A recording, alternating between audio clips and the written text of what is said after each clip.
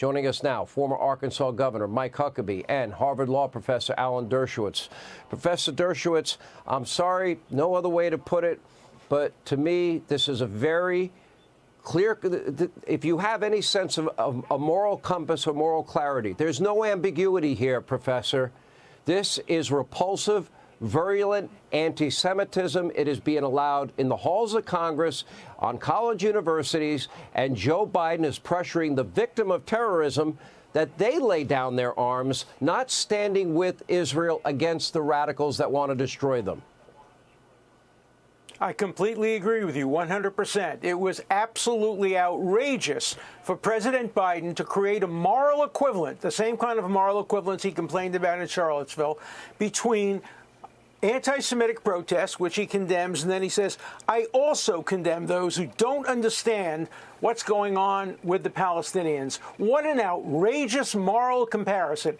Nobody could in any way support what Hamas did, yet these kids are yelling, I am Hamas. We want to repeat the rapes over and over again 1,000 times, and he's equating that morally with people who reasonably believe that what's happening to the Palestinians is largely the fault of Hamas. It's absolutely outrageous, which is why I wrote a column today arguing that what is happening on college campuses today may be worse than what happened on January 6th, may be worse than what happened in Charlottesville, and we are not concerned nearly as much about it as we were about January 6th. January 6th involved a relatively small number of people, low thousands. They aren't people who are going to be our future leaders.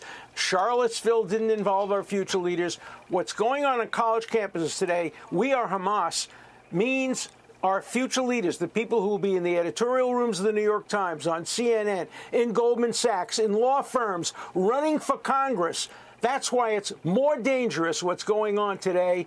And thank you, Bob Kraft, for cutting off all your aid to Columbia. I've done the same. I don't have your money. With Harvard, with Yale. Nobody should contribute to these Ivy League cesspools, which have become incubators for the worst form of anti-Jewish racism that I've known in my 85 years of life. This is a scary time. Yes, it is in some ways like 1933 in Germany, but in other ways it's not, because the Jews have Israel to defend it. And as long as the Jews have Israel, and Israel has weapons, including nuclear weapons, we won't see a repeat of 1941 and 1942. But we will see a repeat of 1933 and 34, where college students at the University of Munich and at the University of Berlin brought Hitler to power, brought Pol Pot to power, brought Castro to power. Young 23-year-olds can be among the most evil and dangerous people in the world, and we're seeing it happening at Columbia and NYU and Yale today. Shame on the presidents who have facilitated and allowed this kind of bigotry to occur in our universities.